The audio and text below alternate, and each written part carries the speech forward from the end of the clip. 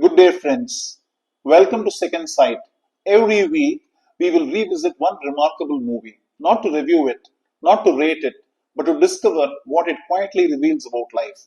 And at the end of every episode, I will leave with you three questions worth living with. I have loved movies for as long as I can remember. Like most people, I initially watched them for entertainment. A gripping story, wonderful performances, a memorable ending. I would leave the theater feeling that I had watched a good film and then move on to the next one. But somewhere along the journey, something changed. Today, I don't merely watch movies, I have conversations with them. Sometimes those conversations begin years after the credits have rolled, and that brings me to an experience that quietly changed the way I watch cinema. Many years ago, a close friend and I happened to watch A Serious Man, not together, separately. When I walked out to the theater, I remember thinking that was a good film. A few days later, we met. Naturally, the conversation drifted towards the movie. The film itself lasted about an hour and a half. Our conversation lasted about 2 hours. We questioned scenes, we debated motivations, we noticed symbols the other person had missed. One of us saw humor where the other saw tragedy. One interpreted silence as surrender, the other saw it as wisdom. Slowly, almost imperceptibly, the movie began changing. Except, of course, the movie hadn't changed. We had. I walked into that conversation believing that I had watched a good movie. I walked away convinced I had experienced an extraordinary one. That afternoon taught me something I have never forgotten. Some movies end when the credits roll. Great movies begin there. Since then, I have watched many films more than once, not because I had forgotten the story, but because I had become a different person. A great movie is like meeting an old friend.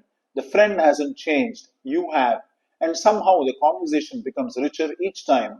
People often ask whether I enjoy reading management books. I do, but if I am being honest, some of the finest lessons I have learned about leadership, resilience, decision making, courage, relationship, hope, and human nature have come from cinema. Not because movies teach, but because stories allow us to discover truths for ourselves. That's the spirit behind Second Sight. These won't be movie reviews. There are countless brilliant reviewers who analyze cinematography, performances, music, and direction far better than I ever could. I'm interested in something slightly different. What quietly lies beneath this story? What can this film teach us about ourselves? What conversation has it been waiting patiently to have with us? And perhaps most importantly, what did we completely miss the first time we watched? I don't expect my interpretation to be the right one. In fact, I hope you disagree with me from time to time because I have come to believe that the discussion after the movie is often where the real movie begins. So I would love this to become a conversation rather than a monologue. At the end of every episode, I won't offer conclusions. Instead, I will leave you with three questions worth living with.